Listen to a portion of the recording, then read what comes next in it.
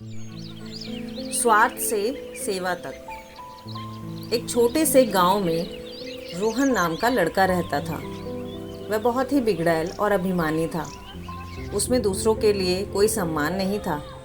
वह अपनों से बड़ों का अपमान करता, शिक्षकों से रूखा व्यवहार करता और छोटे बच्चों को डांटता रहता। उसके व्यवहार में कठोरता और घमंड साफ दिखता था। स्कूल में वह पढ़ाई में तो तेज था, लेकिन उसका स्वभाव उसे सबसे अलग करता था। वह दूसरों की मदद करने में कभी आगे नहीं आता और हमेशा चीज़ें अपने लिए संचित कर लेता। अगर कोई भूखा होता तो वह अपने टिफिन में से एक टुकड़ा भी नहीं देता। उसकी स्वार्थी आदतें सबको चुभती थी। उसके माता पिता बहुत परेशान रहते थे। वे उसे बार बार समझाते कि उसे इस व्यवहार से परहेज करना चाहिए, लेकिन वह उनकी बातों को अनदेखा कर देता। एक दिन स्कूल से जंगल यात्रा पर सभी छात्र जंगल गए। अचानक मौसम बिगड़ गया और जोरदार आंधी तूफान आने लगा। सभी डर गए और कई बच्चों के खाने पीने का सामान भी उड़ गया। एक शिक्षक को चोट भी लग गई। अब सभी एक दूसरे की मदद के लिए आगे आने लगे, पर रोहन अलग बैठा रहा।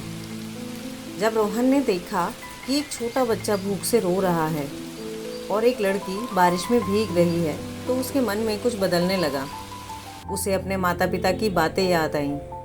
उसने अपने बैग से कुछ खाना निकाला और बच्चों को बांटना शुरू किया। उसने अपने रेनकोट से उस लड़की को ढक दिया।